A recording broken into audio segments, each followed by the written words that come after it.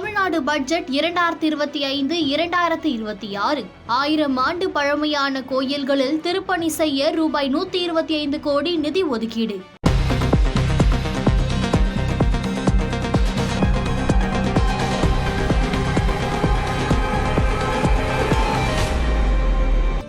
அதிமுக பொதுச் செயலாளர் எடப்பாடி பழனிசாமிக்கும் முன்னாள் அமைச்சர் செங்கோட்டையனுக்கும் இடையே உரசல் வெடித்துள்ளதாக கூறப்படும் நிலையில் செங்கோட்டையன் எடப்பாடி பழனிசாமியுடன் பேசியது கவனம் பெற்றுள்ளது.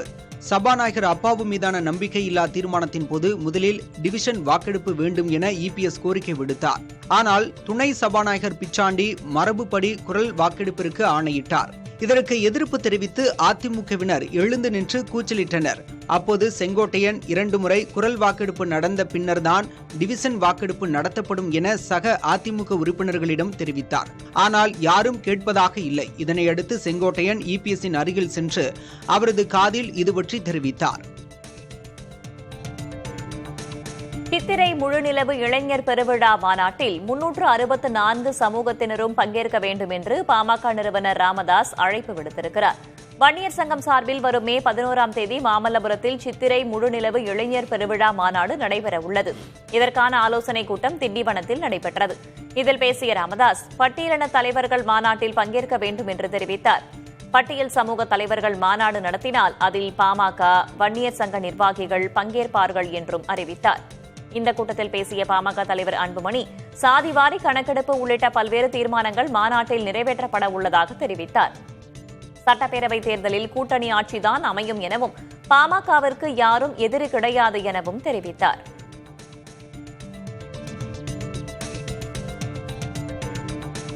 உயிருடன் இருப்பதை நிரூபணம் செய்வதற்காக மாற்றுத்திறனாளி இளைஞரை பிளாஸ்டிக் கூடையில் வைத்து ஆட்சியர் அலுவலகத்திற்கு கொண்டு வந்த கொடுமை விழுப்புரத்தில் அரங்கேறியிருக்கிறது. காரணை கிராமத்தைச் சேர்ந்த வெங்கடேசன் காளியம்மாள் தம்பதியின் மாற்றுத்திறனாளி மகனுக்கு அரசின் உதவித்தொகை வழங்கப்பட்டு வந்த நிலையில் கடந்த 6 மாதங்களாக உதவித்தொகை நிறுத்தப்பட்டுள்ளது. இதுகுறித்து மாற்றுத்திறனாளி நல அலுவலகத்தில் கேட்டபோது மாற்றுத்திறனாளி இறந்துவிட்ட நிலையில் ஏமாற்றி உதவித்தொகையை பெற முயற்சிப்பதாக அதிகாரிகள் குற்றம் சாட்டியதாக கூறப்படுகிறது.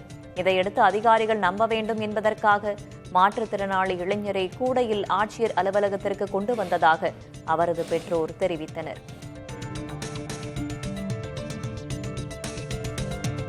கச்சா எண்ணெய் விலை வெகுவாக குறைந்திருக்கும் போதிலும் அதற்கேற்ப பெட்ரோல் டீசல் விலையை குறைக்கவில்லை என்று மத்திய அரசை காங்கிரஸ் கட்சித் தலைவர் மல்லிகார்ஜுன கார்கே விமர்சித்தார்.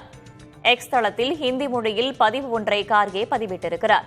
அதில் கடந்த 11 ஆண்டுகளில் கச்சா எண்ணெய் விலை 34% குறைந்திருப்பதாகவும் பெட்ரோல் டீசல் விற்பனை மூலம் 36 லட்சம் கோடி ரூபாய் வரியாக அரசுக்கு வந்திருப்பதாகவும் கார்கே குறிப்பிட்டார். பொதுமக்களிடமிருந்தும் சற்றும் அச்சமின்றி மோடி அரசு பணத்தை பறிப்பதாகவும் இதனால் விலைவாசி உயர்ந்திருப்பதாகவும் தெரிவித்துள்ளார். பெட்ரோல் டீசல் விலையை குறைக்காமல் எத்தனை காலத்திற்குத்தான் பணத்தை பறிக்க உத்தேசம் என்றும் அவர் கேள்வி எழுப்பியுள்ளார்.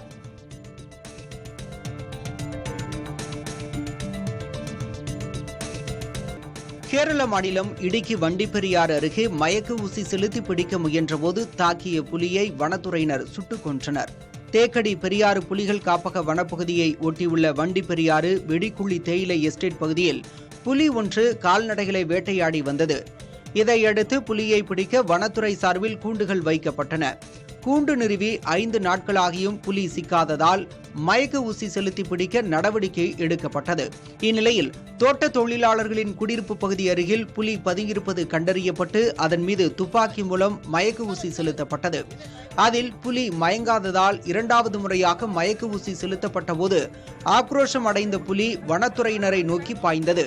வனத்துறையைச் சேர்ந்த ஒருவரின் தலைக்கவசம் மற்றும் உடலில் அணிந்திருந்த பாதுகாப்பு ஷீல்டையும் தாக்கி உடைத்தது. இதனையடுத்து வனத்துறையினர் தற்காப்புக்காக 3 முறை துப்பாக்கியால் சுட்டதில் புலி நிகழ்விடத்திலேயே உயிரிழந்தது. ஜம்மு எக்ஸ்பிரஸ் என்று அழைக்கப்படும் அதிவேக பந்துவீச்சாளர் உம்ரான் மாலிக் காயம் காரணமாக இந்த ஆண்டு ஐபிஎல் போட்டிகளில் விளையாட மாட்டார் என்று அறிவிக்கப்பட்டுள்ளது. ஜம்முவைச் சேர்ந்த உம்ரான் மாலிக் 2021 ஐபிஎல்லில் சன்ரைசர்ஸ் ஹைதராபாத் அணிக்கு விளையாட தொடங்கினார். மணிக்கு 150 கிலோமீட்டர் வேகத்தில் தொடர்ச்சியாக பந்துகளை வீசியதால் கவனம் ஈர்த்தார். அடுத்த ஆண்டிலேயே இந்திய அணிக்கு தேர்வு செய்யப்பட்டார். T20 ஒருநாள் போட்டிகளில் விளையாடினார்.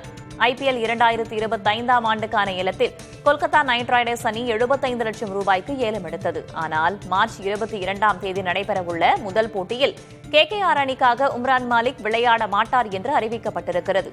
இது கேகேஆர் ரசிகர்களை ஏமாற்றமடைய செய்துள்ளது. மாலிக்கிற்கு மாற்றாக சேத்தன் சக்காரியா விளையாடுவார் என்று கேகேஆர் அணி நிர்வாகம் தெரிவித்திருக்கிறது. திருச்சி மாவட்ட ஆட்சியர் அலுவலகம் அருகே பார்வை மாற்றுத்திறனாளிகள் ஆர்ப்பாட்டத்தில் ஈடுபட்டனர். புத்தூர் பகுதியில் இருக்கும் அரசு விழியிழந்தோர் பள்ளி விடுதியில் 12ஆம் வகுப்பு மாணவி ராஜேஸ்வரி தூக்கிட்டு தற்கொலை செய்து கொண்ட நிலையில் மாணவியின் மரணத்தில் சந்தேகம் இருப்பதாக பார்வை மாற்றுத்திறனாளிகள் போராடினர். இது தொடர்பாக விரிவான விசாரணை நடத்தி அறிக்கை அளிக்க திருச்சி காவல் ஆணையருக்கு மாநில மாற்றுத்திறனாளிகள் ஆணையம் உத்தரவிட்டிருந்தது. இந்நிலையில் மாணவியின் மரணம் தொடர்பாக உரிய விசாரணை நடத்தப்படவில்லை என்று புகார் கூறி இந்த ஆர்ப்பாட்டம் நடைபெற்றது. எதிர்க்கட்சிகள் பேசவிடாமல் தடுப்பதாக கூறி புதுச்சேரி சட்டப்பேரவை பெண் உறுப்பினர் இருக்கை மீது ஏறி நின்று வாக்குவாதத்தில் ஈடுபட்டார். புதிய கல்விக் கொள்கை குறித்து புதுச்சேரி சட்டப்பேரவையில் உறுப்பினர் சந்திர பிரியங்கா பேச முயன்றபோது திமுக மற்றும் காங்கிரஸ் உறுப்பினர்கள் பேசவிடாமல் கடும் வாக்குவாதத்தில் ஈடுபட்டனர். இதனால் ஆவேசமடைந்த உறுப்பினர் சந்திர பிரியங்கா அவையில் ஒரே பெண் சட்டமன்ற உறுப்பினராக நான் தான் உள்ளேன், நான் பேசும்போது மட்டும் ஏன் இத்தனை குறுக்கீடுகள், பெண்களுக்கு அனைத்து உரிமையும் கொடுத்திருப்பதாக கூறுகிறீர்கள், ஆனால் என்னை பேசக்கூட அனுமதிக்க மறுக்கிறீர்கள், இது எந்த விதத்தில் நியாயம், அவையில் என்னை பேச விடுங்கள் என்று கூறி தனது இருக்கை மீது ஏறி நின்று வாக்குவாதத்தில் ஈடுபட்டதால் பரபரப்பு ஏற்பட்டது. உத்தரப்பிரதேச மாநிலம் விருந்தாவனில் ஹோலி பண்டிகையை இளைஞர்கள் சிலர் உற்சாகமாக கொண்டாடி கொண்டிருந்தனர். அப்போது அவர்களில் ஒருவரிடமிருந்து குரங்கு ஒன்று விலை மிகுந்த சாம்சங் S25 ஸ்மார்ட் போனை பறித்து சென்று கட்டடத்தின் மீது அமர்ந்து கொண்டது. இதனால் அந்த நபர் பதறி போனார். ஆனால் அருகில் இருந்தவர் சமயோஜிதமாக பழரச பாக்கெட்டை குரங்கை நோக்கி தூக்கி எறிந்தார். பழரச பாக்கெட்டை கச்சிதமாக பிடித்த குரங்கு போனை கீழே போட்டது.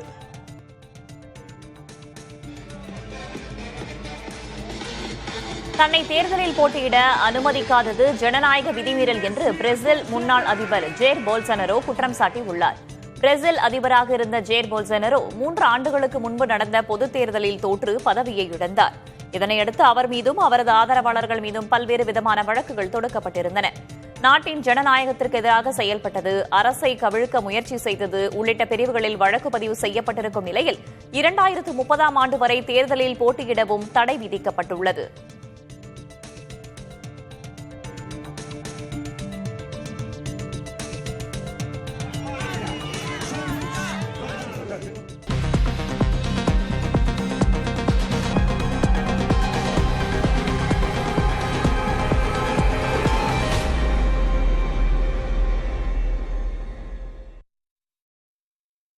தமிழ்நாடு பட்ஜெட் 2025-2026 1000 ஆண்டு பழமையான கோயில்களில் திருப்பணி செய்ய ரூபாய் 125 கோடி நிதி ஒதுக்கீடு.